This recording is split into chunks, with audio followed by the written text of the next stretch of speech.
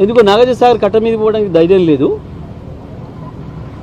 మేము పోయినాం కదా అలాంటి బాజాప్తిగా ఏ రాత్రి ఏ పగలనుకుంటే నాగార్జున సాగర్ కట్ట మీద మాకు ఎప్పుడు నీళ్ళు అవసరం ఉంటే అప్పుడు పోయి తుమ్ములు ఇట్లా లేపేసి నీళ్ళు తెచ్చినాం బాజాప్తా. ఇవాళ ఇందుకో పోరు ఇద్దరు మంత్రులు ఒక్కసారి తీసుకుపోయి అప్పచెప్పారు కేఆర్ఎంపీకి. కేంద్ర బలగాల పహారాలో ఉంది వాళ్ళ నాగార్జున సాగర్. కథం అయిపోయింది. మంచినీళ్ళు కూడా లేకుండా చేస్తున్నారు దరిద్రులు. నల్గొండ జిల్లాకు మంచినీళ్ళు లేని పరిస్థితి మళ్ళీ తీసుకొస్తున్నారు. మళ్ళీ ఫ్లోరోసిస్ లేచే పరిస్థితికి వచ్చింది.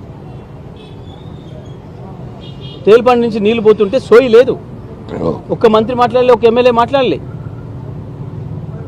మేము గత వారం రోజులుగా మాట్లాడుతుంటే నోరు మూసుకొని వాళ్ళకు పోవాల్సిన మాట ప్రకారం పోయిందని మాట్లాడిండు ఉత్తమ్ కుమార్ రెడ్డి. కానీ వాళ్ళ సెక్రటరీ రాసిండు ఉత్తరం, మీరు నీళ్ళు తీసుకుపోవడం సరైనది కాదు, అక్రమం ఇది, ఆ నీళ్ళు మళ్ళీ మాకు ఇవ్వాలి అని చెప్పి. సెక్రటరీ మాట్లాడింది నిజమా, మంత్రి మాట్లాడింది నిజమా? ఇంత సోయి లేకుంటున్నారు. తెలంగాణ హక్కుల పట్ల సోయి లేకుంటున్నారు. మంచిగా మాట్లాడారు.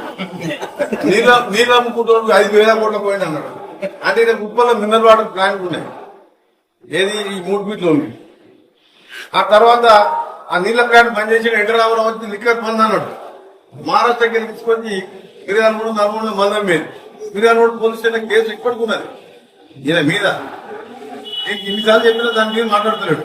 మంది అమ్ముతుంటే ఆ పోలీసులు పట్టుకుని మెత్త కొట్టి లాకప్ వేసి.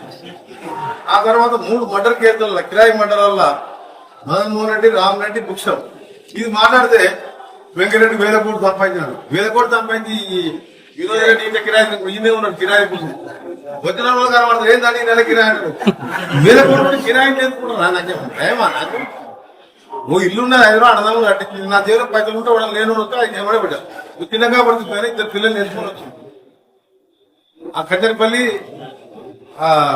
భర్త చనిపోయిన మన్సూర్ రెడ్డి సార్ చనిపోయినప్పుడు వచ్చినాం.